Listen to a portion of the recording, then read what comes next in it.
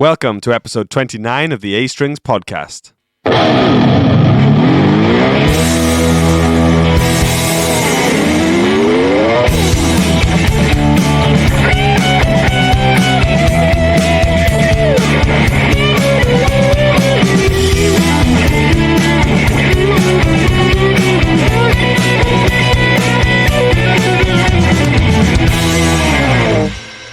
So there it is, the new jingle.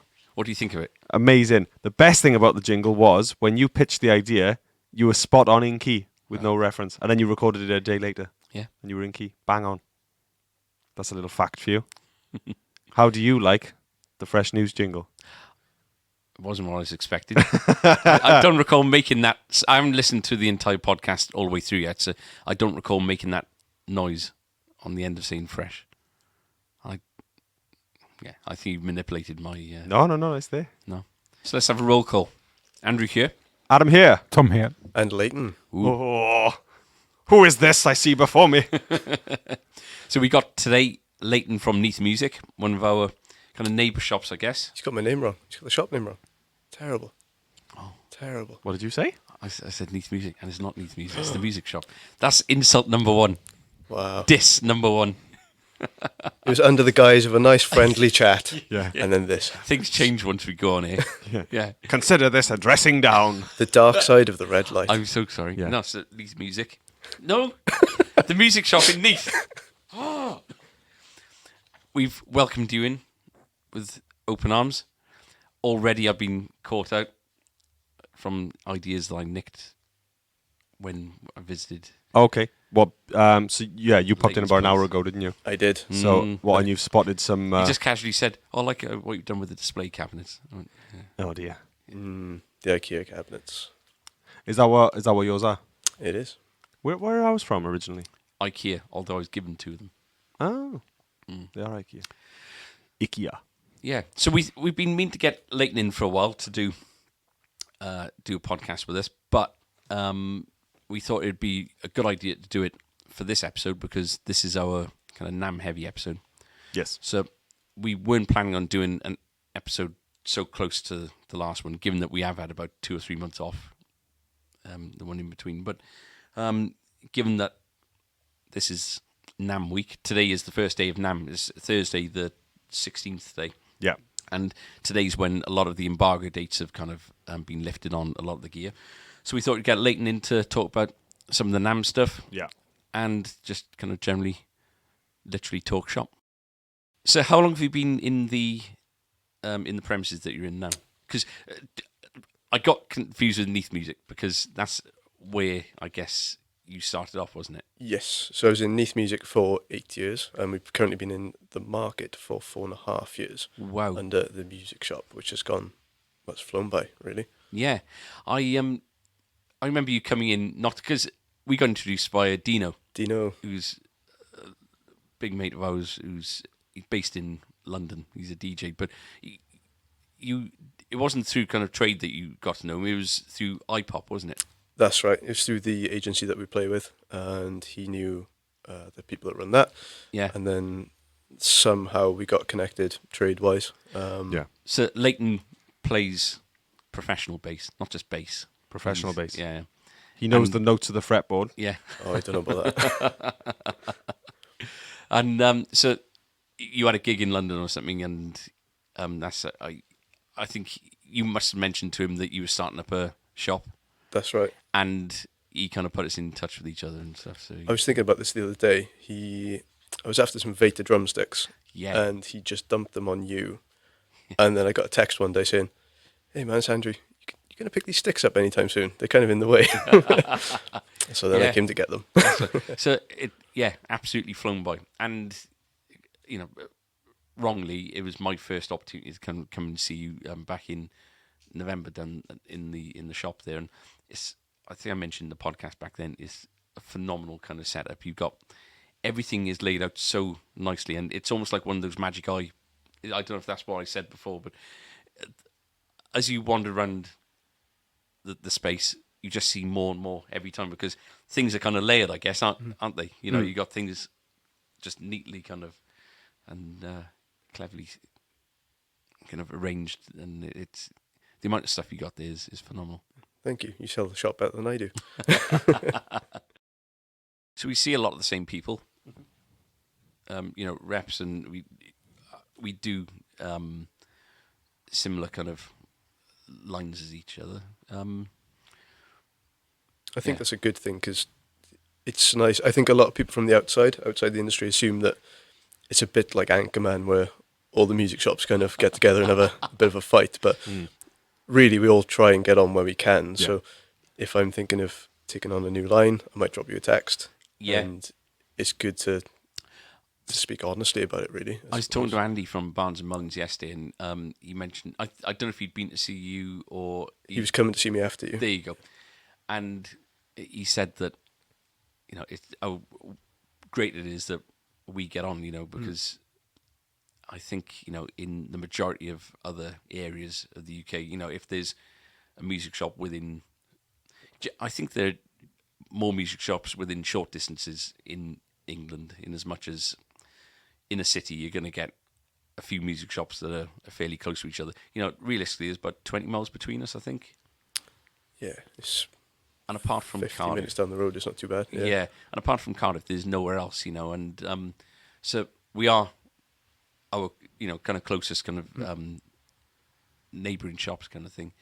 But it's just really nice to have a friend on the other end of the phone as opposed to an adversary, and I think that's what is more common around the place. He said that he doesn't know, shops that get on as well as as we do. So it's Yeah, I mean, growing up for us, it was always the Cranes Gamblins Cranes thing, wasn't Gamblins, it? yeah. And it was, they'd And- never ever help each other out. Well, No. at least that was the impression that we got growing up. both shops individually really, really nice. You go in there and you have, a good welcome from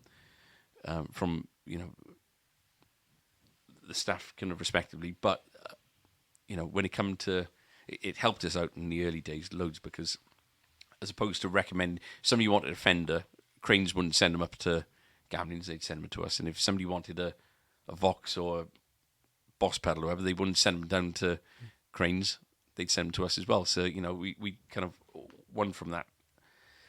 Yeah, We benefited from that kind of rivalry there. But it doesn't seem... I think there's so many obstacles for us to kind of encounter in the environment that we're in anyway. Yeah. It's much nicer to get on. And, Christmas time, you helped us out massively with that Telecaster. There's been, it's nice to be able to pick up a phone and, just know that there's like a friend on the other end. Definitely. Yeah. So, what, with regards to your shop, just for the listeners, your main stocking lines are? We've got Fender, Squire, Blackstar, Guild, Gretsch, Faith, Rathbone. Just taking on MXR pedals, Electro Harmonix pedals. Try and have a bit of everything, really. Yeah. Just trying, yeah. So, it's kind of main brands that you've got there, big brands that do a lot of,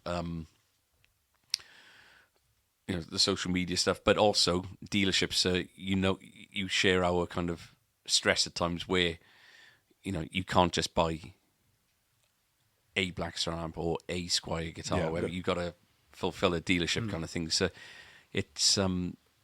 That did backfire this week, unfortunately, with a particular pedal brand. Yeah. I took the dealership on to service one customer, and of all the pedals that turned up, the one that didn't The one that didn't was the was one the that one was for the customer. Yeah. always happens. Yeah. Always happens. Yeah, we get it the same. It's Yeah. probably the same brand actually. Yeah, it's interesting because you do all the Squire and the Fender stuff. I mean, you think of it, it's not even just guitars. You've got all the spare lines, all the gig bags, all the cables, all the pedals, and everything else. Yes. And it very, very quickly tallies up, and then you're looking at it being like, oh well, that's that order. Full Yeah, then. it's Yeah. surprising. It's amazing. Gretchen Jackson. Gretchen Jackson, yes. Wow, yes, so, forgot yeah. about Jackson. So you got all them. For such a small space, it's quite easy to forget just how much is in the... Yeah. I was saying since Andrew was last down, we've somehow managed to fit more guitars on the wall and more amps out in the same limited amount of space, which is just bizarre. Yeah. So there's always space. Yeah, it is. It is just finding ways to display stuff. we're January now, so we're at the moment in Got our gaps, kind of haven't we? Christmas. Yeah. Yeah, we're quite sparse. At least the way we see it is very, very sparse. We got our first kind of proper restocking orders coming in tomorrow. We got quite a lot of we got basically a dedicated Fender Telecaster order because we completely wiped out of player Telecasters. Yes. And Affinity Telecasters. Yeah, everything. So all the affordable kind of stuff. And we got a lot of Ernie Ball stuff. Yeah. Coming tomorrow as well. So it just, this month's all about just filling gaps, I think, and a lot of it is kind of filled with stuff that we're going to talk about in a bit. So should we get on to fresh news? So as we discussed, it is NAMM week. It starts today, Thursday. What are we today? 16th. So all the sort of the floors got open for media, I think, yesterday, didn't they? They get like an advanced day, and then today is the first. All the emails we've had with red letters on this saying Embargoed. or embargoed. We don't know anyone embargoed. Yeah. So yeah, so in terms of news, that's where it's all coming from, really. So it's around about a year now we got in trouble, wasn't it? Because we put up a video of... What did we put a video up of? It was the Fender pedals, wasn't it? Oh, it wasn't last year. It was the year before, was it? Was Because it Terry was was still Fender about, pedals? Wasn't it? Yeah, Terry was. Yeah. I did clock that video, but I did keep my mouth shut. I was like, boys. We didn't suspect you in the first place, and now all of a sudden... Yeah. Let me see your Facebook history. Yeah. So, NAMM, it's a strange one, isn't it? Because it, as exciting as it is with, so many new announcements and so much new stuff coming through, from our perspective, it's, right, okay, so you can't just go about your business and just get in, just do normal restocks and all the rest of it. You can't plan a year because all of a sudden you get shoved a lot of new stock that, or a lot of new announcements that people are going to ask for. Yeah. You need to suss out whether these inquiries, are they going to be fruitful? Are people just asking because it's conversational, or is it a gear that people, do genuinely want? It's a gamble.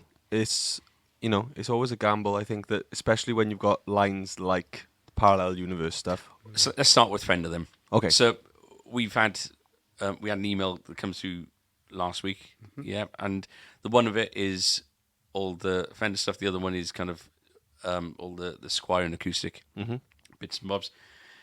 The Fender PDF was, I think, it's about 25, 30 pages long, and there's some really amazing looking things on there. Yeah. And just a lot of things that you just kind of scratch your head and think, right, where's their head up with this? I don't know what you think. So let's start with what's been the most shocking thing for you on the Fender side of it? I think the one that I don't like, the one that I look at the most is, I think it's called I don't know if it's called the Super Lead. Right. But The lead. Are the lead 2 and 3? Is it the lead 2 and 3? Is it? It's that kind of, it's the very kind of cheap copy kind of looking. It looks like it looks like what it was, which is, I think, a 70s kind of 80s Budget cheap version, was it? budget Stratocaster or whatever. The one's got 2 humbuckers in it, and the other one's, is it one HSS? I think one's HS and the other one is, I think there's a HS, 2 singles and a 2 humbucker maybe. Something like that. It's kind of duosonic-y layout, isn't it? Pickup-wise. I thought it was 2 singles and 2 humbuckers. Could be wrong. Was it? Yeah, you're probably. I was on trying to the work ball out what more the than us. switches were for and the extra Right. singles. Yeah, but they're just some odd colours. Very kind of obvious time colours, I guess. Yeah. But when faced with one of these, or a HSS or HH player Stratocaster, I got it completely wrong last year with regards to the Teleacoustic. I didn't think that was going to be a thing, and it has been the most requested kind of guitar we've had this year, this past year, I reckon. Yeah, definitely. So I think it's one of those things that they must have done some research. They might, given that synths really seem to be harking back to trying to recreate classic 70s and 80s sounds, whether they're kind of taking a leaf out of that book and they're launching that. The other, so that's the one, HM Strats. Have you seen those? No. So HM Strats, they're limited to 150 each, but they're basically straight out of Charvel's. Yeah, it's the heavy metal Strat, isn't it? It's a Charvel with a Fender logo. Yeah. So I don't know if you know the history, but obviously these come out in the 80s. Did Fender own Charvel in the 80s or not? I don't know how early it was. We were actually watching a Jackson NAMM video earlier, weren't we? Yeah. And they've created a custom shop that celebrates the Jackson Charvel heritage, and they've done a double neck, one Jackson, one Charvel. I think they were, at least when Jackson got on board, they were with Fender. Right. Okay. But whether this is a nod to that, or whether it's purely just a nod to the 80s hair metal thing. Yeah. But they are essentially Charvels with a Fender logo. So limited edition wise, you got those. There was I think it's the 70th anniversary of the Broadcaster. Yeah. And we've ordered one of those. It looks stunning. It'll be going into one of the IKEA cabinets. IKEA cabinets. So there's that. There's before getting on to the parallel universe thing, there's those two blonde telly. There's a Stratocaster and a telly. Oh yeah, they almost look like they did a light ash, didn't they, a couple of years ago? Yeah. Very, very, very sort of translucent, kind of blondie, kind of whitey blondie kind of color. They've done a telly and a Strat of them, haven't they? We've ordered one of each of those. Nice. The Broadcaster should be in February. Oh, that's quick. That's Good. This is the other thing you see, and This is the problem. So there's all these new announcements, and when it comes to limited edition things, sometimes that's fine because they spread it out throughout the year, don't they? So they'll say, right, in April it'll be this. So a lot of the parallel universe things, April you're going to get this, May you're going to get this, June, July, blah blah blah, right the way through the year. But there's so much of this new stuff that they've brought out that they're saying it's available now or February. And, Christmas was 3 months ago.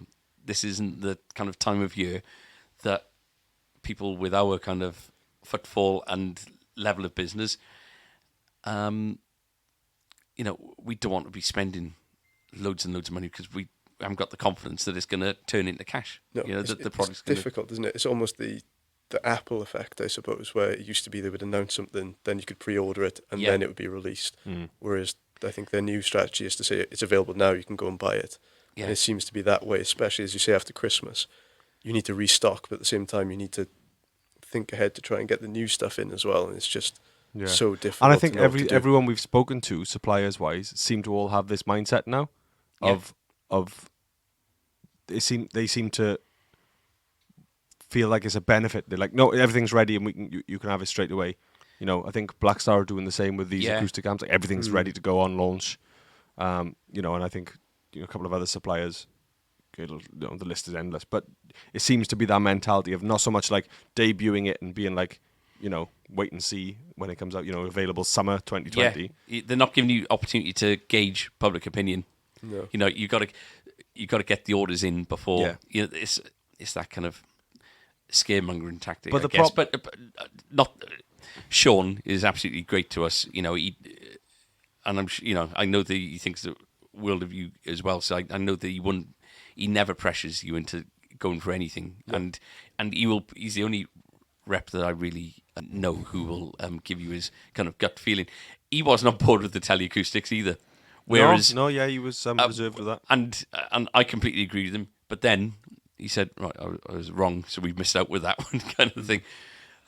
But he's but you do kind of get the impression that, right, if you don't order now, you're going to miss out. That's what it feels like, because obviously, we're not just ordering for ourselves and for customers. We're going up against people that are ordering, 10, a dozen, 20 of these guitars at a time. So we've got the pressure of they're available now and people are going to want them because they've been announced now. And if we don't get them straight away, they're going to go somewhere. People are going to go somewhere else. And then it's just getting the thing of we need to get on this list, otherwise we're not going to see anything until the end of the year. And as I said before, people bring things up conversationally, and you think, all right, so I've had 3-4 people talk about these. Maybe I should get one in. And some things have really worked, and they've shifted through. Other things really haven't. So the troublemaker that we had from last year, I thought that was going to go straight away. Yes. And it didn't.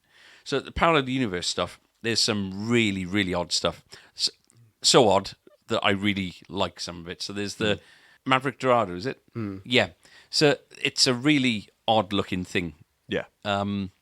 Looks more like some kind of Dan Electro kind of shape, but apparently it was around for a short amount of time at some point when they had too many 12-string necks. So it's that kind of elongated headstock with the kind of curly bit at the top.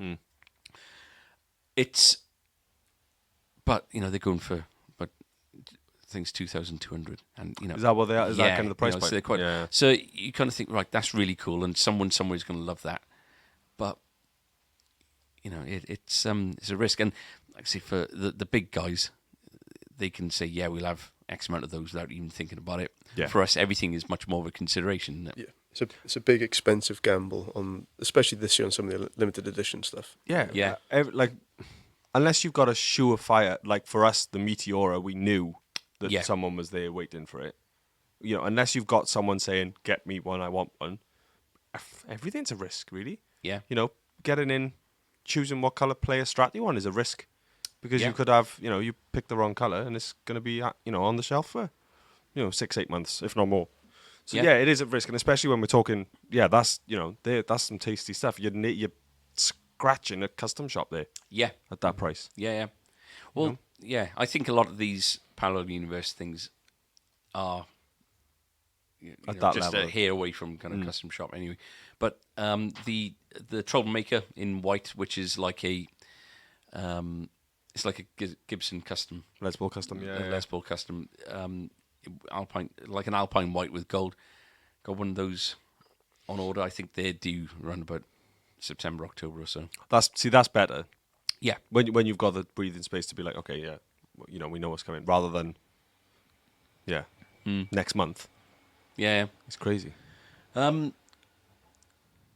Anything else caught your eye, Fender-wise? The new ukuleles, I think they're quite cool. Yeah. The electric ukes. Yeah, so Okay. I've ordered a few of those. They're like a different shape, aren't they? It's, Look at the Strats, the Tellys, and the Jazz yeah, Masters. that's right. Yeah, The Jazz All right, Masters I are haven't seen really them. cool introduction, actually. yeah. So we can order those a little bit more kind of confidently, Yeah. and especially with things like the ukulele show, things like that get Yeah. really So, stacked up. are they? What sort of price point do they sit? Do they? 170, 180, Yeah. I Oh, think, okay. around that. So it's Yeah. it's a reasonable price point. It's around the same sort of money as the Grace Van der Waal Yeah. Yeah. Yeah, uke. yeah. So we mentioned Strat Acoustic or Strat Sonic. Acoustasonic Strat. Yeah. Right. Okay. So we've been waiting for think stock. I think we were all together. I think Leyton was with us. We were having food with Sean. Way before. I mean, this is probably about a year ago, if that. And we were saying about plans, and the Acoustasonic Strat was one that he said that that was on their list Yeah. to do. And they've done it. It's there. We've been waiting for stock of those for quite a while. Yeah, I know of we the kind of tellies, yeah. missed out because it got to the point towards Christmas where you say, do you know what, we don't want anything too kind of outlandish. We just want to get the Squires and the stuff that we know is going to be Christmas market kind of stuff. But we waited ages during last year for the Teleacoustics, and I think they're still showing as unavailable for as of today. Yeah. So you'd think that maybe they'd get the production of those kind of. Well, this was the thing we mentioned it earlier, didn't we? The demand. Maybe they've changed it because they know what the demand was now for the telly, but the demand was so high for the Telecaster, they were so oversold that they just weren't expecting that and they weren't available. Yeah, so whether going into this now adding sort of 5 or 6 colours of this new model, whether they're prepared now to do 2 different versions of it, 5 colours, 6 colours of each. We don't know, or whether these are just going to end up sold out for a year. Yeah. But at one point we had everything on order, including the exotics, wasn't it? And it was just waiting and waiting and waiting and waiting. Yeah. Surprised they didn't bring out a Mexican version. Well, this Unless was it's the on other cards, maybe. kind of whisper, wouldn't it? That would be a thing. Not whisper anymore. You just. Well, no, this It's out. Yeah. You heard it here first. That would make sense. I think it would have made sense to do the Mexican acoustasonic Telecaster first. I think. Than to push the manufacturers to the limit, because they're all made in the Corona factory, aren't they? Yeah. So. Yeah. It's a big factory making all these guitars and basses. A couple of pedals as well. There's is it MTG? Yeah, they've done another MTG, haven't they? Is it Tremolo? Yeah. Which that'll be a tough sell, I think. I get things wrong. I don't know. So that's one of the ones with Bruce Egnator, isn't it? Yes. They partnered up with him. Yeah. Yeah, they've pedals. Their pedals have been really good. You said they were doing a volume and a mod. They've got a volume and an expression pedal as well, which has been delayed until they weren't meant to be released now in the next few weeks, but they've been delayed until summertime. How did they look? Did they have? They looked pictures? a bit FV50, the Boss thing. Yeah. They looked a bit plasticky. Yeah. And at the price they were coming in at as well, I imagine they would be. Oh, They're 79 quid. Cool. And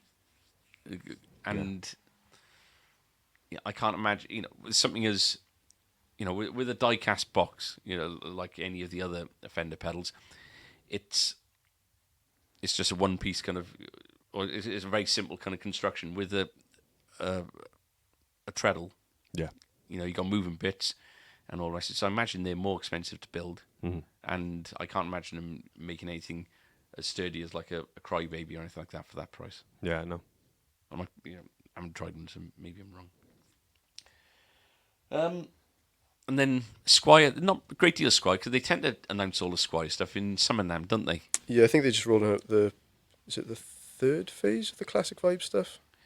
Right, Or was it the 2nd phase? Right. I think they're still rolling out some models from the previous year. We've had some of the new Classic Vibe stuff through. Have you had any through? We have, yeah. We've had Tally's, the Starcasters. Right. Very, very nice.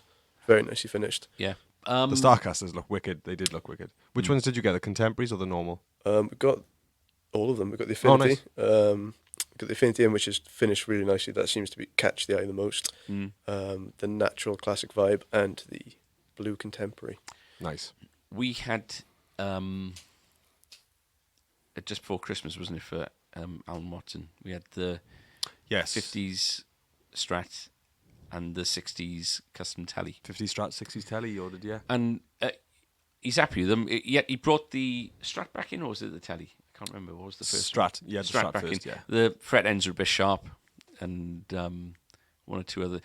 Every screw in it was slightly loose, so we. So the thing was, he was so desperate for it that literally as soon as it came in, we checked it for marks, made sure that it played, and we said, "Al is here," and he picked it up on Christmas Eve, I think, or maybe the day before. He was pretty desperate for it, so he had it, and then he came back. He said, "Right, great," but these things we'd usually kind of pick up on. Yeah. But the Telecaster was actually Telecaster spot on. was gorgeous. Interesting. I don't know if you've noticed that they seem to be using one piece. I don't know whether they're like a veneer, but the Telecasters at least have been using a one piece front and back. I haven't noticed. I don't know if it's if they're just using like a veneer, on top of maybe a couple of pieces. But the 60s one we had was whether they've just made it look like it, but one piece front, one piece back, which looks wicked. That's something when we took on Tokai a while ago. That was my biggest complaint, is you could just see how many pieces of wood have been used to put it together. It just made a shoddy looking Well, guitar. But Are you still doing Tokai? no, No, because Too many we were speaking problems. to Pete from Bandbox, weren't we? And he was saying about Yeah. Tokai. And he said the same. He said he sent them back and it was... I think we took 5 on, sold 2, and I sent the rest back. Yeah. Really? In fact, I ordered one for myself, Hmm. a lovely white Strat, and it turned up and it was black because it's all they had left. My biggest issue with because they come around quite a few. It's gone through a few different hands in as much as it's the same people who bring it into the UK, but they've used, I think, Steve Ruck at points to get out. They've used other people, and I remember going back about 2014, 2015. They got in touch with us directly and said, are you interested in doing these? And I've got a mate who's got a really, really beautiful 70s Tokai Les Paul, and I've only seen kind of decent examples of these things. And what stopped me from ordering, really, was just they didn't have a proper kind of catalogue, in as much as I couldn't say, I want that one. They say, right, you can have that one, but it's not like that. It's like something else. I said, well, how do I order that one? Well, you can't. It was such a... They had a price list with codes, and then they had a website with pictures with codes against them, and none of those pictures codes It didn't work. corresponded with the thing. So I said, unless I know what I'm getting, it's not going to kind of. There was no, if you wanted a Strat or if a customer wanted to order a Strat, you could never tell them when it was going to turn up. No. You just basically had to have what you're given when it turns up, and it's a bit Yeah. strange. I think the F-shaped ones and the G-shaped ones are coming from 2 different factories as well, so I think there might have been some quality differences too. Yeah. And it's, like I say, we take enough risks, without wondering whether an order's going to turn up correct or not. It's yeah. So yeah, we've never looked into it, but going on that kind of area, the guild stuff that we've been told about in the last day or so, those Starfires look absolutely stunning. Amazing. So I think, did you say out the door one's for? So you've got like a 335 looking double cutaway. Yeah. One in Pelham Blue with a Bigsby, or a Guild It's Bigsby. the big, yeah. And the other one is Like a cherry. red, with a beautiful kind of Fruit shows the grain and everything. Yeah. And without a Bigsby. So there's only 2 colours, 2 models. One colour is basically 2 guitars. Yeah, that's it. And the one without the Bigsby is going out at 475. 450. 450. Yeah, I think cheaper, I think they're still Leyton waiting to confirm it, discounting, but it's yeah, about on the spot, 450ish. Yeah. Here to steal your customers. Yeah, well, if you come to Neath Music. And the Pelham Blue one is 550 Was it? or 520 at Leyton shop.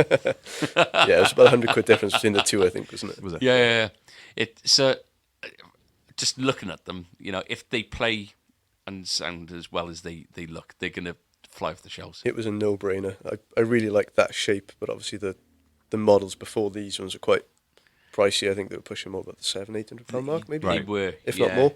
So as soon as Reece showed us those, or showed me those in the catalogue, it was Yeah.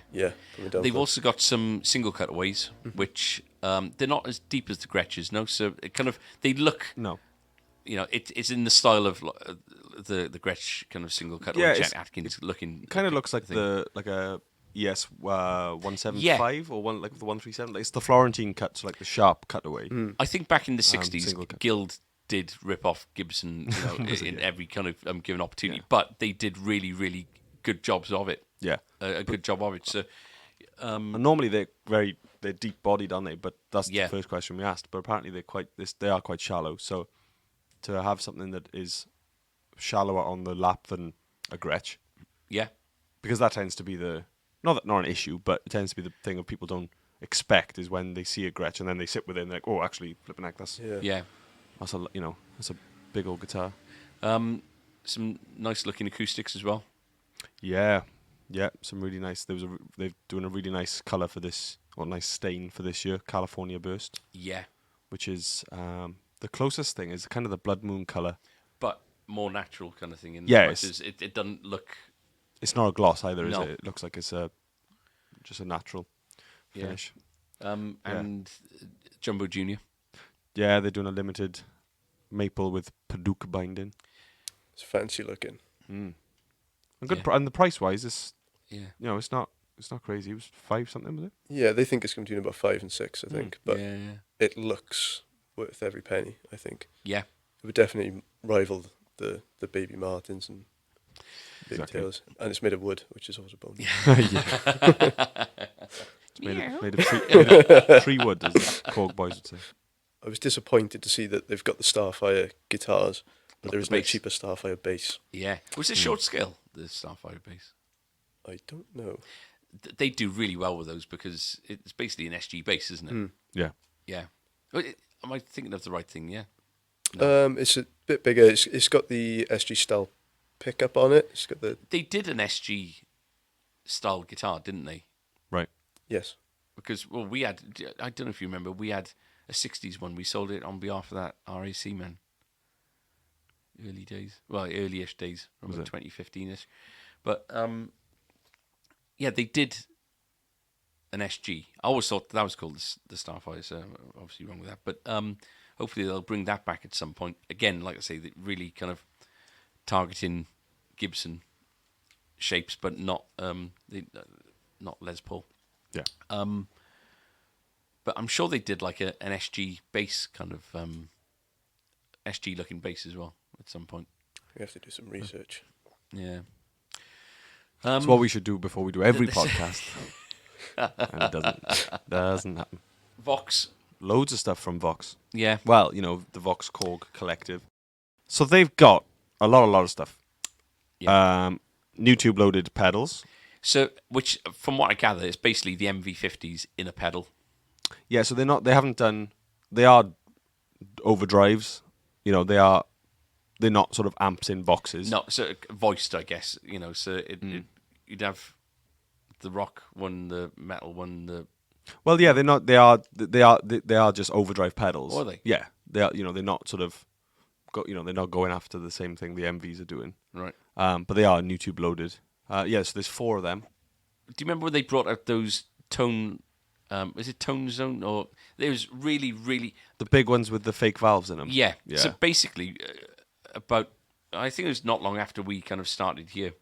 Yeah, we had them. Yeah. They brought out the pedal that nobody was asking for. It was kind of took up the space of about 3 pedals on the pedal board because they weren't just chunky that way, but they were quite long as well. I think they took some of them took an odd power supply, so it wasn't just the standard 9 volt. You could plug into it, and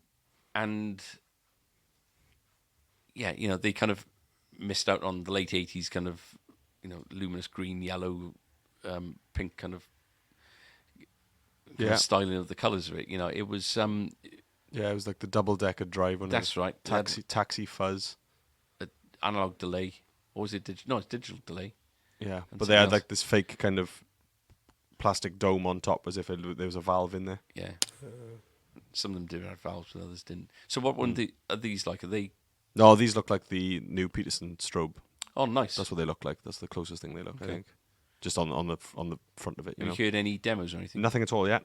Nope. Okay. So looking forward to them. So yeah, the mini Super Beetle with Bluetooth, Right. and it's got a tweakable subwoofer. When you say mini Super Beetle, so the same size as the other Super Beetle, or Yeah, exactly Yeah. the same. Yeah, exactly the same. They're doing it in a black and blue and a cream and the fawn and beige.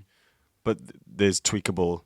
It's got a tweeter and a main speaker in it, and you can tweak So all that as well as your normal. It is an AC MV50 AC as well. amazing. Yeah. And you can, I see, you can put your backing tracks through and everything. Yeah, and there's a port in the back you can plug if you've got the amp plugs. You can plug them in and it'll run them sounds as well. Oh, that's cool. Apparently, yeah. But again, we haven't heard any of these. These are just the announcements Yeah. that are on the radar. There's quite a few guitars that they've done. They've reissued a few of their Vox guitars. Yeah. And a really cool looking drum kit as well. We were looking at, wasn't it? Yeah, brilliant. And it's like the bass drum. word looks cool. Like it's kind of The melted bass drum. Yeah. Yeah. They put it. They announced it, and one of the first comments on their Instagram was like, "Where am I getting skins for this?" Yeah. That's exactly what I said. I think that maybe the back, so the actual bass drum head, where where the beater goes against. It's normal. I think that'd be normal, and then it just kind of morphs into that kind of. Melts into that. It reminds me of the. I don't know if you might be too young to remember. You might have seen pictures though, but for years back in the early '90s, when I was buying guitarists every month, they brought out, remember 1993, something called the Bender Distortercaster, Right. or something like that, and it was basically like a stretched and mangled Stratocaster. You looked at it, and it was definitely a Stratocaster, but it was just Yeah. like I think it'd I've been seen turned into pictures. Play-Doh, and you could stretch it and all. It was mad. And, But it is that kind of thing. Isn't Yeah. it? Yeah, so that's cool. The Starstream bass. Do you see that announced? Didn't. You getting one? So is that I haven't modelled? seen it. Is that like a modelling bass then? It's or the start. Yeah. So it's basically it's So the the bass version Starstream- of the guitar. Yeah. is like a, I guess his box's take on Variax. Yeah. Essentially. Yeah. Okay. Yeah. But they brought out a bass. It can't be due to the phenomenal success of the Starstream, because nobody buys Starstreams. Yeah. It's bonkers, isn't it? Yeah. These are they're the kind of things where you think, surely, unless there is a market from somewhere, surely you look at your figures and say, Yeah. that didn't do so well. Let's not do that again.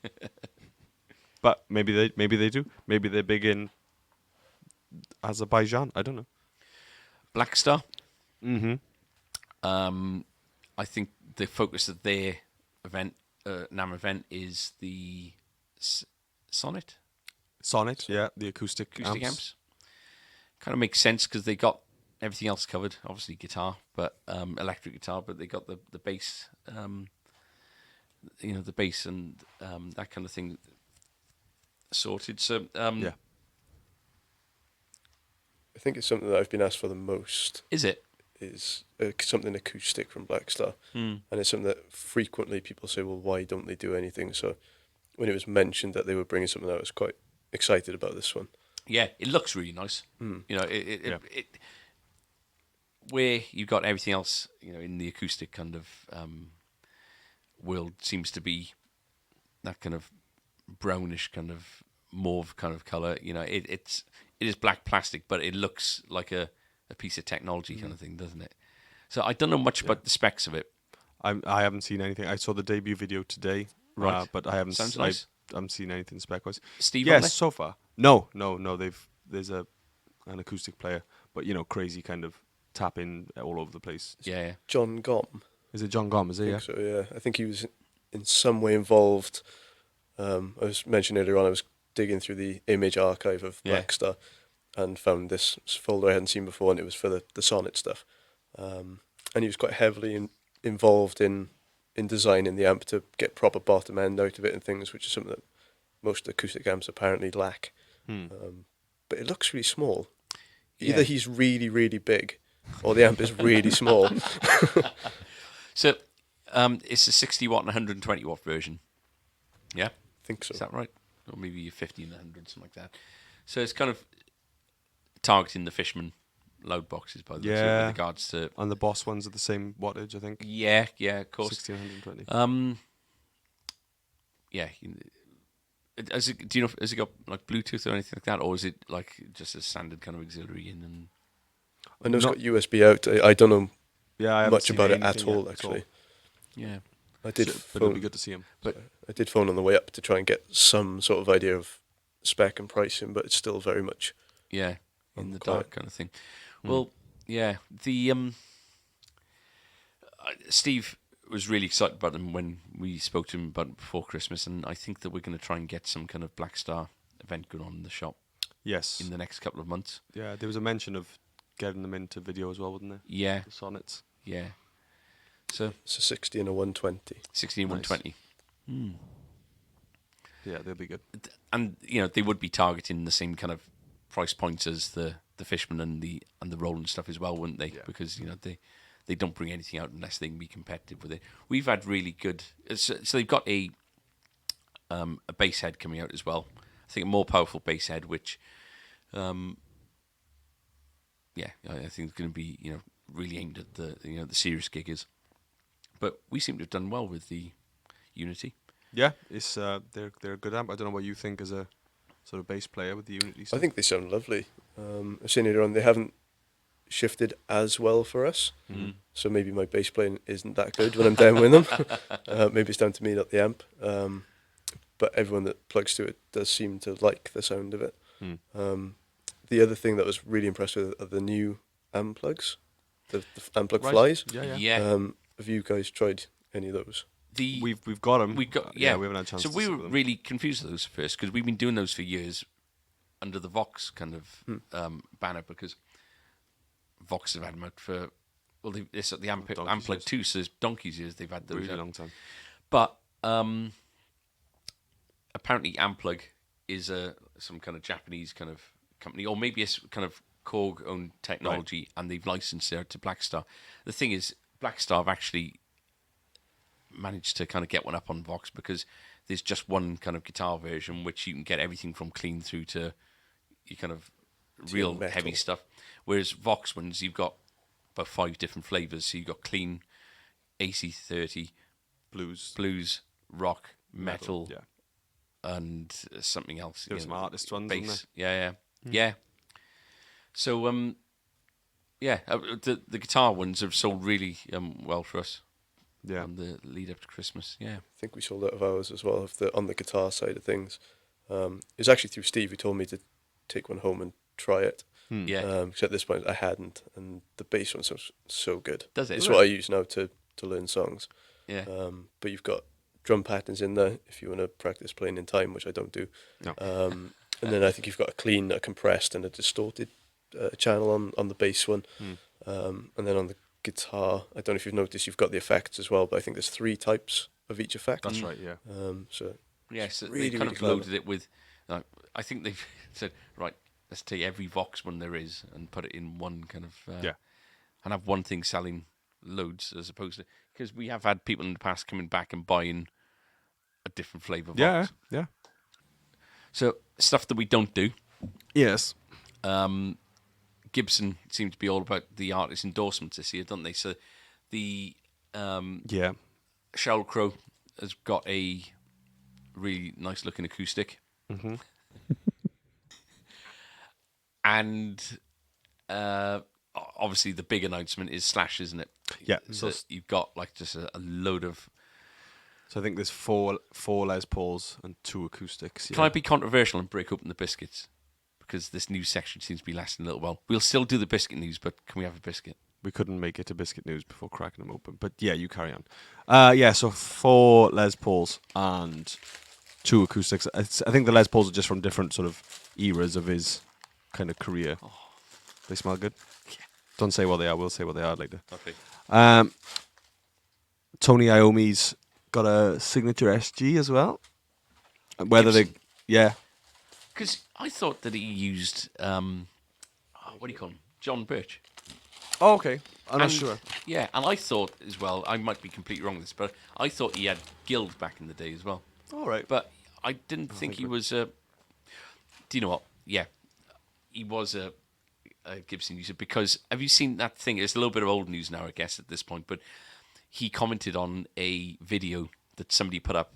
So there's this guy. I think he's British. He's UK based, but he put up a video dispelling all the myths surrounding Paranoid and putting up basically this is what Tony Iommi used when he recorded Paranoid, and he spoke with a lot of authority. He did a recording with a few bandmates with the setup that he's got, and he said that I've got exactly the same gear as was used, and believe it or not, it was he used a right-handed Les Paul Gold Top, not his SG kind of thing. And Tony Iommi said it's amazing the BS that you find on the internet. This is completely wrong. I use this and this, and he doesn't usually get involved in social media posts. It's certainly not responding to people directly, And so basically, the internet went wild and picked up on this guy and belittled this guy. Yeah. Tony Iommi is an absolute gentleman of a man, and he realised that maybe he was a little bit harsh. He said, "Listen, this guy's played well, and I didn't mean it to sound quite as damning as what it was, but I just wanted to set straighten a few facts." And Yeah, but it was a big thing. Did you see anything about it? I didn't on know Facebook? that's no. Yeah, it was over Christmas, and you just think, oh, he's obviously a massive Tony Iommi fan. This guy, so to be dressed down by your hero, Yeah, that's a difficult thing. Yeah, but you can't, to have that much confidence to go forward. You know, you got to be 100% Yeah. right with the facts. yeah, yeah, With the signature guitar Yeah. thing, especially with somebody like Slash, and I'd say Tony Iommi as well. You've got Paranoid is one of the top 10 riffs in Yeah. the shop. Not Paradise. Sweet Child of Mine, whether it's played very, very well or otherwise, is again, a lot of people attempt it. It's one of the, I'd say, It's a Slash is the staple guy line in who these, isn't people it? want to sound like more than anything else. Slash was, people go for a Marshall because Slash uses those. He is one of the main guys that people want to sound like. Yes. So given the, do you know much one of the Les Pauls, Slash Les Pauls are going to be? I know that they've done the Vermilion, which is the red one. They've done the original Burst one. They've done the Tobacco Burst, which is like the November Rain kind of. I think they're all different eras, based on different eras of the Les Pauls. But And if then it's they've a done g- the green, the Anaconda green. Then So if it's a Gibson, very least, are you looking 1,500, $2,000? oh, it's two. They're going to be at least two if they're a standard model, which Yeah. they're not going to be. They're probably No. going to be 2.5, 3. Yeah. So it's alienating a big chunk of the audience, isn't it? Really? Wouldn't you say? Yeah. Well, I think a lot of these people are, unless they are these people, they're fans that are, now working. A lot of these ones are kids. We get a lot of kids coming in Yeah. that are Slash fans. And we shoo them away. Get out. So is there an Epiphone Slash model at the moment? Because there was, Yeah, wasn't it? there's a There's couple the of different levels of They it. call it the Paradise or the Appetite? The Appetite, isn't it? I'm not too sure. And I'll get it confused with the vintage one, which has nothing to do with Gibson or Yeah. Slash. But they do one from like 199. They do like this really, really, really mega cheap Slash one. Right, okay. It's like a flat top. It's similar to that, similar to the Les Paul that we had in today. Right, okay. With a veneer top on it and things like that. But yeah, they do one at really, really budget, 199-ish kind of price, Yeah. right up through. Interestingly, that's one of the big changes for Epiphone this year is they're doing they've changed the headstock shape, haven't they? Going back to the classic shape. So they're going back to the open book, like what was like it before? Gibson. We've got them next door, very similar to the Guild, kind of that kind of bulbous kind of Yeah. thing. Yeah, so it's the open book style. It's not exactly like the Gibson one. Oh, there you are. There's an Epiphone headstock there. Look. Oh, okay. So it's a lot taller. And then the electric one's ever so slightly different again. But yeah, it's they've gone back to that original design.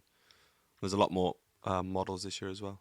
But again, They we'll see what they like. the quality seems to have just gone up a lot, doesn't it?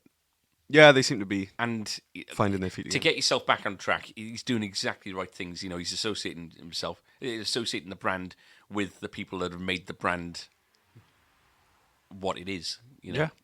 So, Yeah. Sheryl Crow, singer-songwriter, you're gonna, it's a perfect person to have on board with the acoustics, and Slash has got to be the first person, really, that anyone thinks of with regards to Les Pauls in the last 30, 40 years. Somebody who's still relevant. Yeah, that's the other thing. Is having someone who's mega but still current. Yeah. And once you've got that established reputation back, of quality, of just knowing you're going to be getting a classic Gibson instrument, then I guess you can go off on slightly riskier models, like doing a Peter Green. Peter Green would sell, I think, wouldn't it, if they were to Yeah, it would. Yeah. do that. And looking at the Jimmy Page again, maybe. And Yeah. is there a Jimmy Page model currently or not? They they did do a custom shop run, didn't they? I haven't seen anything for a long, long time. PRS, anything new from them? I saw a Dragon Dragon 35th 31st anniversary, yeah. which is $15,000, I think. Is that where it is? $15,000. Yeah. Sounds I think about right. so, Yeah. yeah. Mega. That looks really. It looks ridiculous. And they know Brilliant. that they'll sell them. Yeah, You know, it's that's their market, isn't it? People with yeah. money who can't play guitar. Apparently, they've just updated the Silver Sky as well. All right, Live updates. live updates. Silver Sky- Live so- from NAMM. So I thought they already put out a version 2. They did a second run of colours, didn't they? Okay. Yeah. But I thought there were some spec changes because when we did the event back in July, I thought that there were a couple of different spec changes as well. I thought it was just a different run of Okay, colours. you Yeah. know more than me, yeah. That's- So, yeah, what's different about? Oh, you don't know what's different about this one. we're getting live updates from our reporter in the field. It looks like there's a maple neck. Oh, they are doing a maple neck version, are they? Yeah, that was a rumour. Well, John Mayer was playing one live, which just means there was one coming, at least for him. There's a photo of one in mock sand with a maple neck. Mock sand. And there's one called Midnight Rose, which has a rosewood course it is. fingerboard. Ooh, okay. There's a nebula finish, Oh, which looks like a pearlescent kind of vibe. It's actually quite cool. oh yeah. Is that blue? Like a dark? Depends what light you hit it with. Yeah, It's yeah. one of like when people do their cars with the Yeah. Oh, okay. flake Like the kind of thing. flip flop. Need for Speed Underground 2 Yes. kind of vibes. Yeah, flip flop strat. Hmm. That kind of job. Yeah, That looks like it. It's good. go So for one of them. Over to Adam for the weather. Rain. Can I It throw is. one more in there? Yeah. Sorry, on the signature thing. And you mentioned about being current. What about the Soul Power Strat? Yeah, the what? Oh, Yeah, the Tom Morello. Yeah, that got one of those in order. nice. Yeah, I like that. It's just Aerodyne, isn't it? Yeah, I think it is Aerodyne. It looks Aerodyne. Yeah, And Floyd Rose. yeah. And Mirror Guard? Mirror Guard. Yeah, It's Mexican, I think, isn't it? Not I sure. think it's proper. hasn't got Soul Power written on it. But then, would you want Soul Power written on it? Probably not. I think if you're going to go for a guitar like that, you go in all in. So you should probably come with a silver Sharpie so you can write it on there. Tipex pen. Yeah, it's one. It's not well for me. It's not that well known enough of a guitar to instantly be associated with Tom Morello. So, if people really want it, for me, whenever I gig, people say, "Oh, Red Special." So they knew exactly where it was coming from. They knew what to expect, kind of thing. And to begin with, it really bothered me that people thought, "Oh, you just kind of ripping off Brian May." I was, but it's just a pride thing, and so people don't like the instantly recognizable thing a lot of the time. So Yeah. I think that, I think it's a wise choice to keep it as looking as close and an obvious nod, and it being a signature model, being as close to his guitar as it can be, but without it being something as blatant as that in the front. It's like the Eddie Van Halen. Have you seen the new Ibanez as well that went out today? Have you seen the new Steve Vai signature? I saw. I've seen that they've changed. Yeah, he's changed Is it the 35th anniversary again or something? No, Or it's a 30th? whole new model. I think it's called the Pia. Right. It's all petal designed, he's changed grip, the grip hasn't he? instead, different pickups. It looks very fancy, but it looks like a gem that isn't a gem. But to change the monkey grip after all these years is all the Ibanez fans, especially I think the Gem fans are a kind of army of their own, aren't they? Yeah. It's I a think mod- it's nice. It's a model to run alongside the gem. I don't think it's a replacement, but as you say, I like it. Yeah, I like it.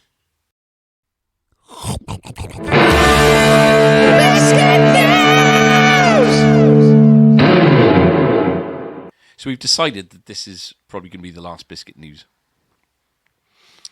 Yes, It was becoming too much of a it was getting too much. health risk. yeah. Yeah, yeah.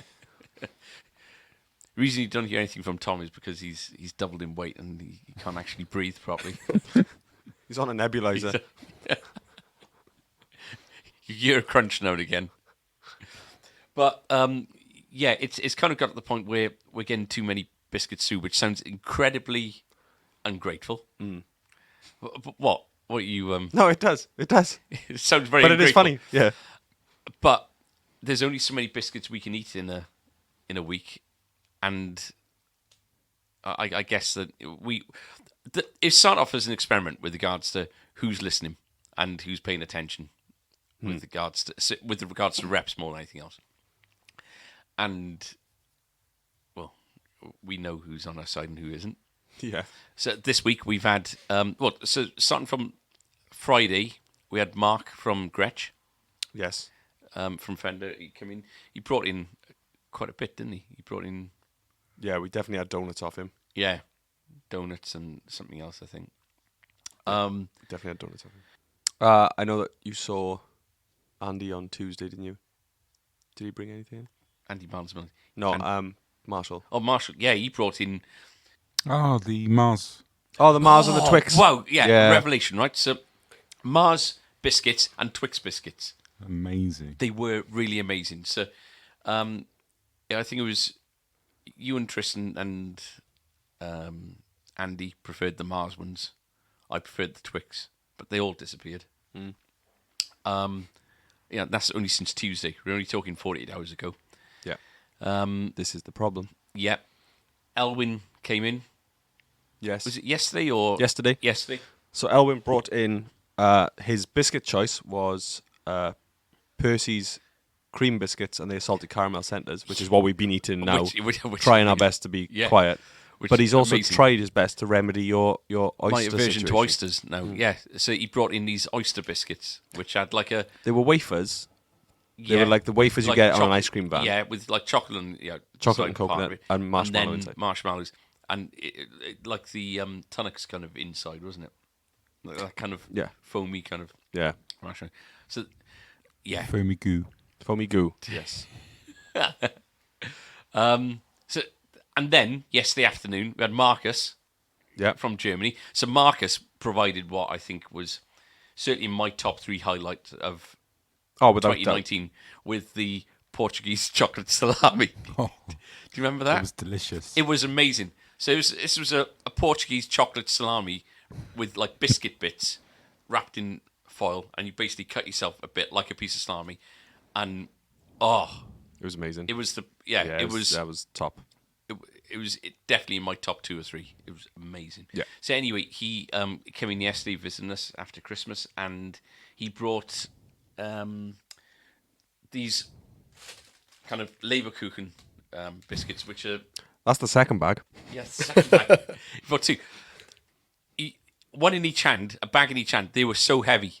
Yeah. 2 bags of Leberkuchen, They were dense. really dense. In as much as you look at it, you pick them up thinking, "That's no problem. I'll pick that up." Yeah. And you pick it up and you realise that There's some it's weight. just heavy.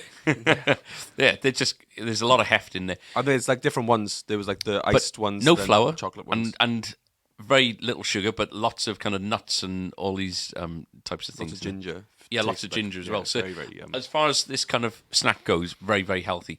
And the Germans being who they are, on the bottom of every biscuit, to stop them all congealing from each other, you got edible paper underneath. That's genius. Yeah. Genius. We're going to eat them. Do you want one, Tom? Yes, please. So this is a prime example of our problem, and what a problem to have, but we're getting too much of of these through. Yeah. Adam's wasting away. Adam's on like Adam's on Adam's on life support. Tom is getting fit. Tom's getting fit. Fit Tom. I'm doing my best, but as long as the temptation's there.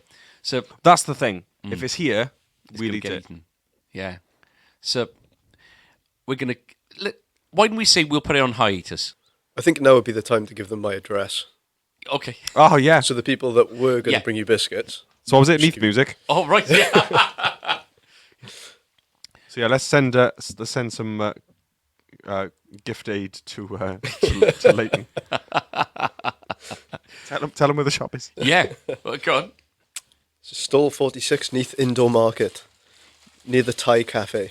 The other, Probably the only place you can get Thai food, a light bulb, and a pack of Super Slinkies. Well, that's just the Thai cafe. Did you see that they've announced a shitload more gauges? Oh, yeah. so, What are do they you know anything doing? about it? Because I was told this today, and it I had the email in the car on the way up. I haven't had an email. Well, This is maybe I Biscuit will. News. It annoyed you, didn't it, Anne? It did, because we've only just made space for the extra 3 or 4. So we had the Primos, the Megas, and the Mammoth. Mammoths. And I think that was it. no, because Burley and Ultra were Oh, yeah. Burley. Burley, Ultra, and then Primo, Mega, and Mammoth. So there were 5. They're And now obvi- there's another 5, if Another, that. another 4. Another 4. They're obviously chasing Daddario's 100%. coverage. You've now got the Turbo Slinky. The Turdo. It gets better. Turbo Slinky. So what's Turbo Slinky? That Gauge. is 9.5 9.5 to to 46. Okay. You've got Mondo Slinky, Oh, It gets better. which is 10.5 to 52. And you've got Skinny Top, Beefy Bottom Slinky, 10 to 54. yeah. And then Mighty Slinky, which is 8.5 to 40. 8.5 to 40. I would have said Mighty is the wrong So that's word. going after the XL 130 plus. Was there a Magnum Slinky? Am I just making that up? Did I just see what I wanted to see? I I think you may have seen what you wanted to see. got my phone. Magnum, hang on. So, like, there's new straps, there's new cables. Right. Right. So on this picture, no, on this picture, you've got all the ones we've just said. You've got a Hyper Slinky, Oh, yeah. which is an 8 to 42. Ooh, I like the sound of that. And then you've got a Magnum Slinky. Right. This is the thing. Which They is- look like condom packets, and now they're calling a Magnum Slinky, which is 12 to 56. Have you had that with the XT range, by any chance? People saying that they look like condom packs. A lot of people say that a lot of the packets look like the Elixir packets. People say they look like some sort of yeah. The R extra ones definitely look like condom packing. I've never used them. Extra life. DRs, that is.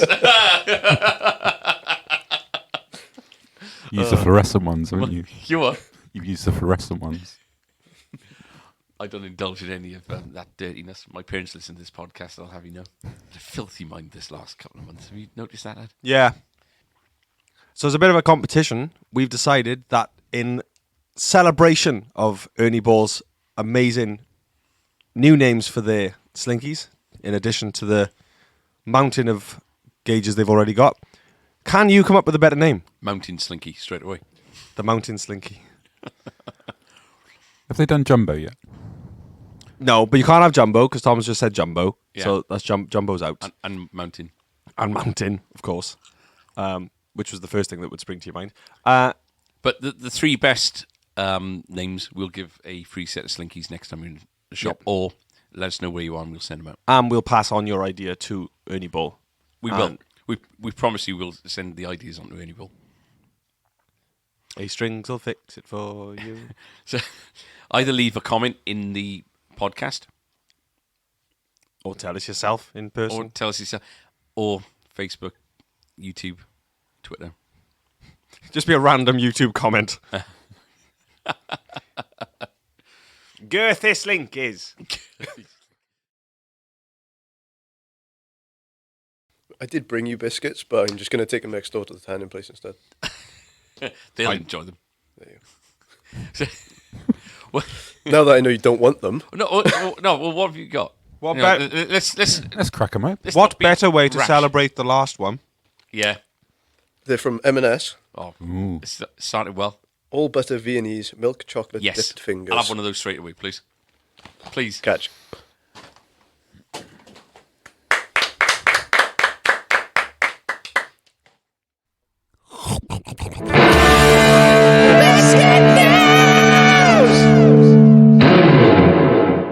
Do you find it a pressure this time of year with regards to the NAMM stuff, or do you see it as an exciting kind of, okay, this is what's new, this is what 2020 is going to be about, this is what I get my teeth sunk into? You know, do you get the, do you feel the pressure to order in?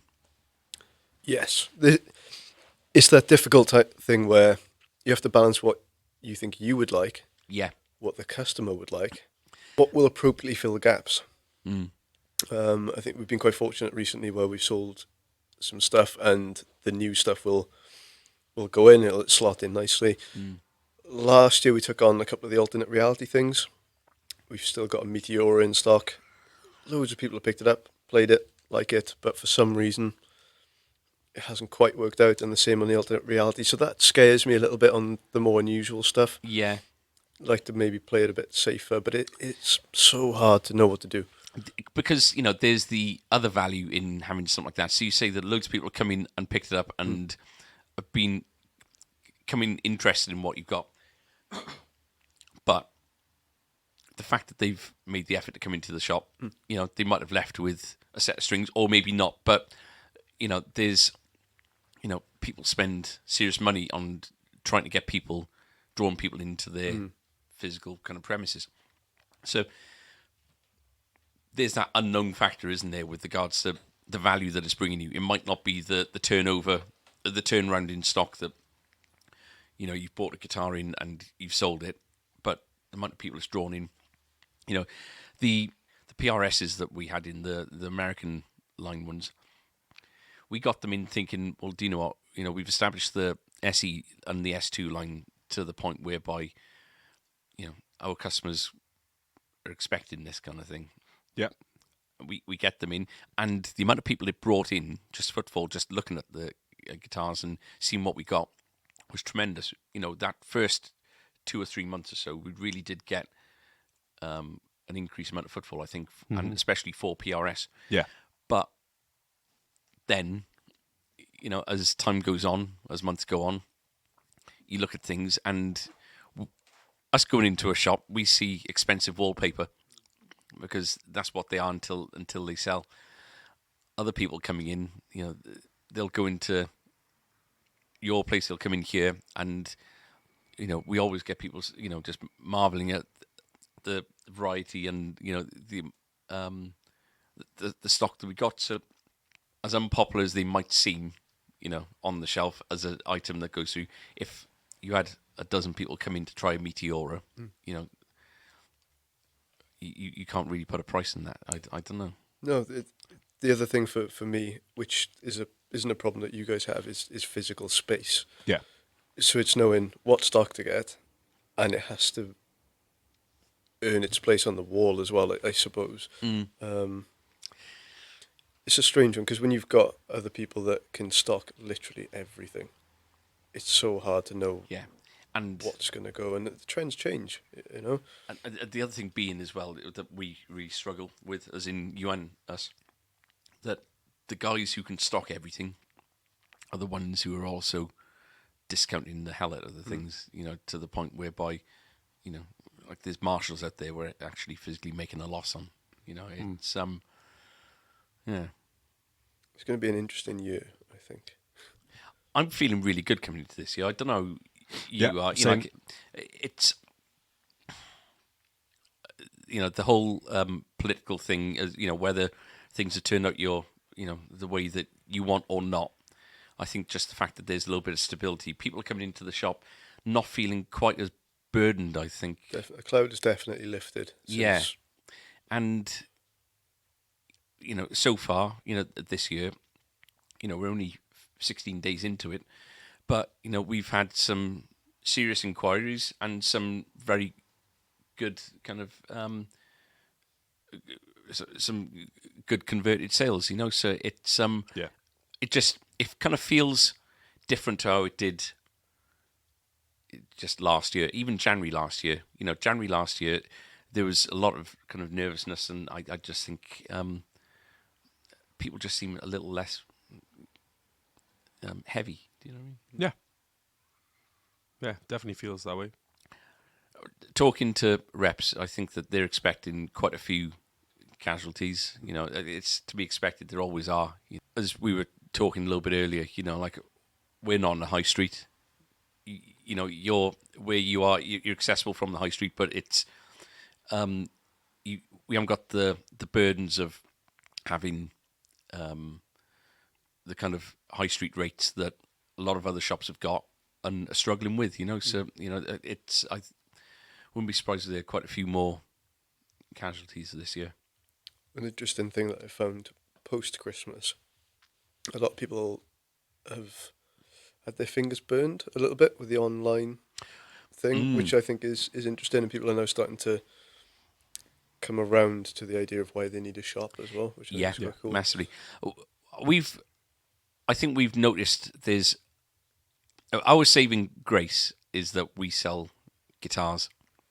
If we were to be high tech and pianos and as in digital pianos and synthesizers and that kind of thing, I think that it'd be almost impossible to run a business, because with guitars, it's a tactile thing. You really do need to pick it up in order to kind of make a informed decision as to whether you want to buy this instrument or not.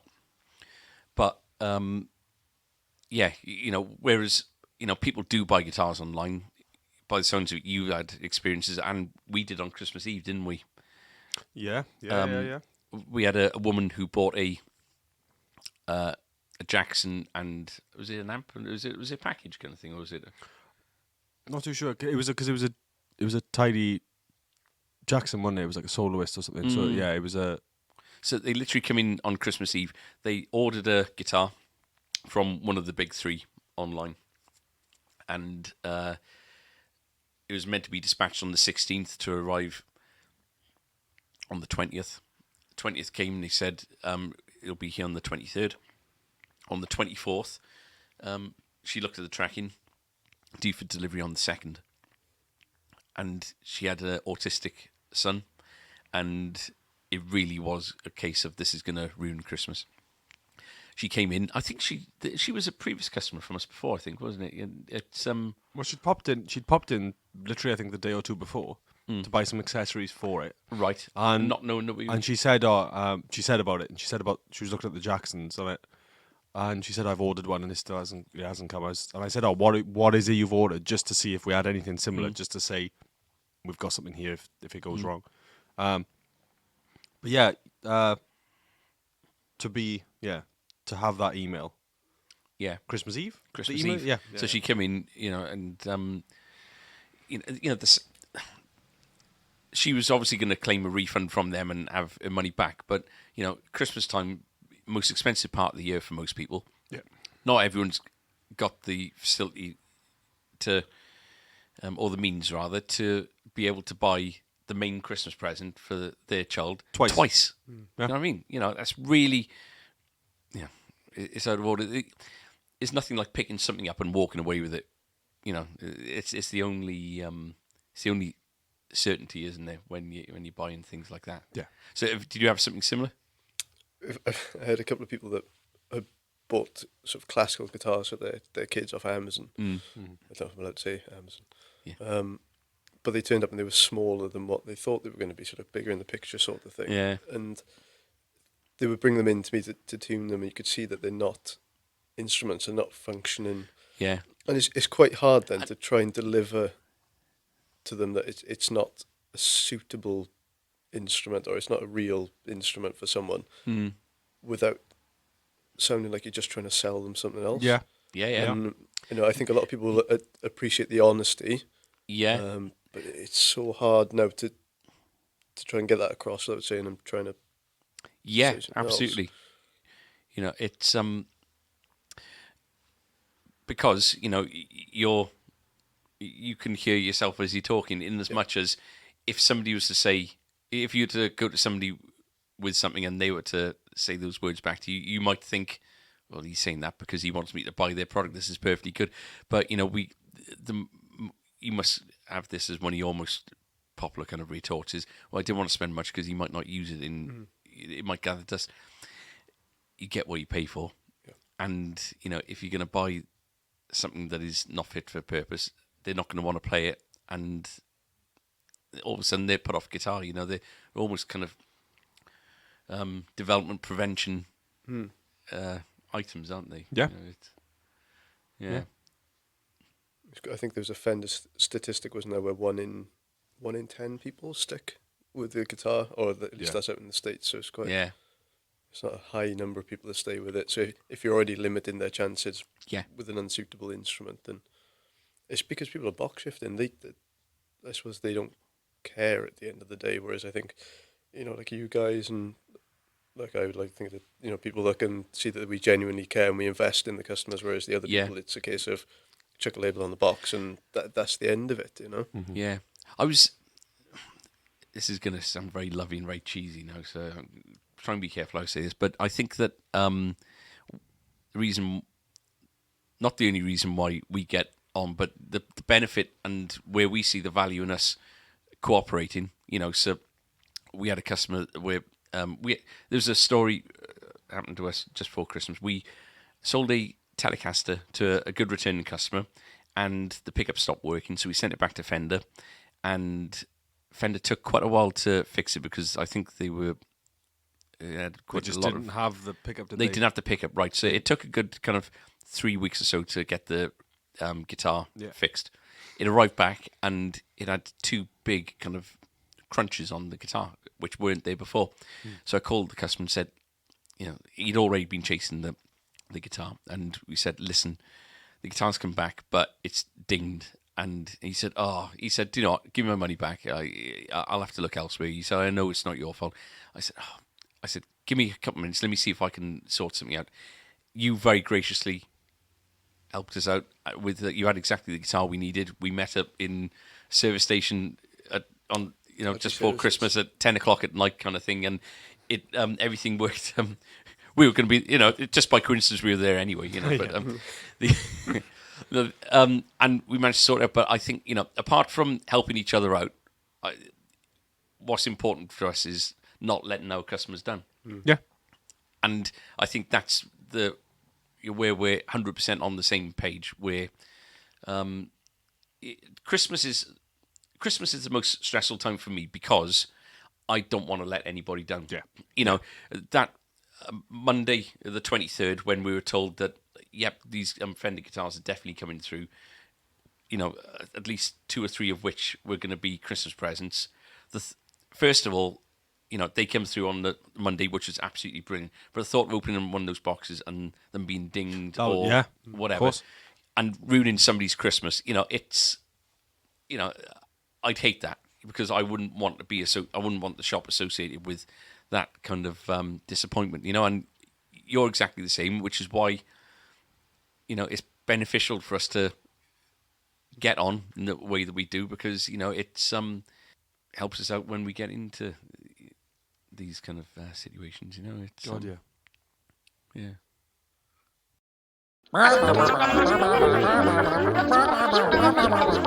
Social media comment of the week.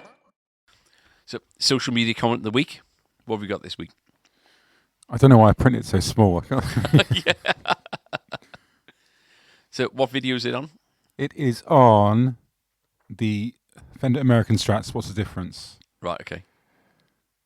You're jamming at earlier in this video. Really great, dude. Thanks, man. A nice one for you, Ed. Yeah. They do happen. I can't remember what did we do it over each other? I can't remember. Or did we just do one at a time, bits and bits and bits? I can't remember. This one came out quite well. The one we did this week. Yeah, good. Yeah, we did the Ultra versus the Pro. The American Pro. Okay. Strat versus Strat again. Just to do that. People ask for it, don't they? It's Yes. give them what they want. People ask and we deliver. It's subpar, but we deliver. And the second media comment is from the Takamine setup video Oh, so it's not me. Fine.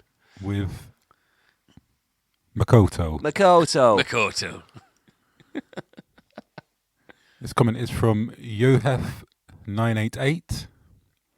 For the love of God, I can't understand one word, lol.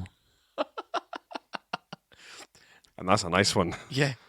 It's gone quite it's gone quite well, that video, in the last week, hasn't it? Yeah, so what's happened with that one then? We think it's been shared somewhere or it's Yeah, picked up track? something's happened, but it's it's got more views in the last 48 hours than the history of the video. So it's mad. Bizarre. Good though. Mm. We just got to keep the Britain First users off the comment section. It's like delete. Social media comment of the week.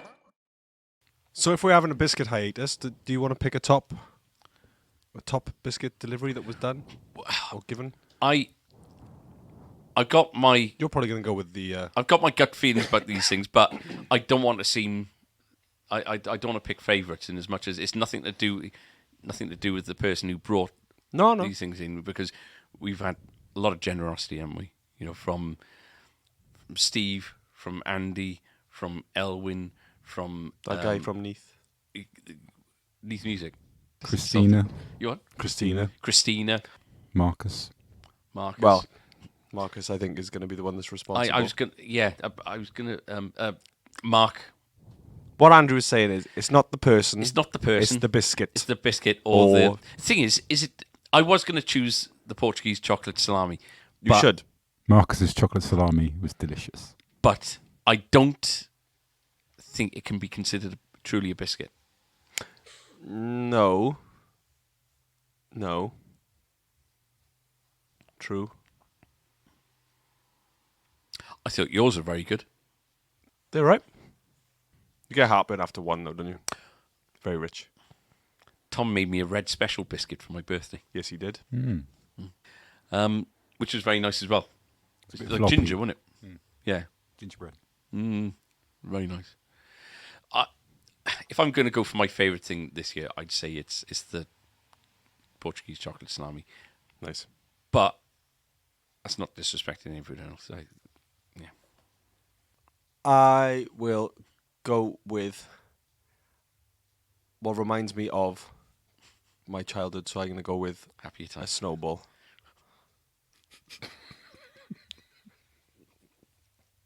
Tom? It's got to be Jaffa cakes. Jaffa. Ah, of course. I think we can do an honourable mention for the worst biscuit. The gluten-free Stewart's gluten-free, custard creams. which were given to us almost with a devilish kind of. But he compensated by bringing like a 36 kind of we still got so many. 36 towers of custard creams. When you look at the amount of extra sugar we've consumed this year, Oh, because ridiculous. Well, at one point we had to have a break. Yeah. We had to stop and do savoury stuff. Oh, we did cheese. Oh, That was- that that was a was good- did it. That was a good one. And I think it's probably a good time to say goodbye for episode 29.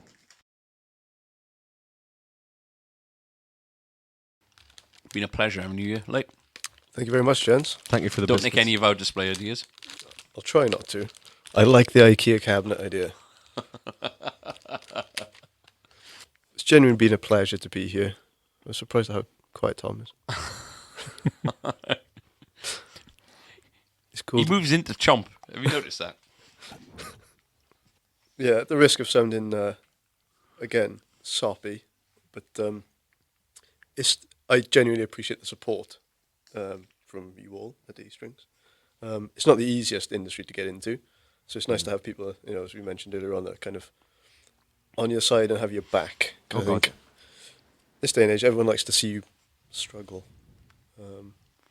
So yeah, I genuinely appreciate the fact that I can just pick the phone up, give you guys a call, and Exactly the that's same. actually helping. Anytime, and exactly the same year. And if you've got any more ideas like the cabinets out there that you think might work here, it's nice, isn't it? Makes you feel warm and fuzzy. We'll see. Probably a few weeks, I think now. It'll probably be mid-Feb or so. All right. Valentine's special. We should do a Valentine special. Let's do it. I've been Andrew. I've been Adam. I've been Tom. I've been Leyton.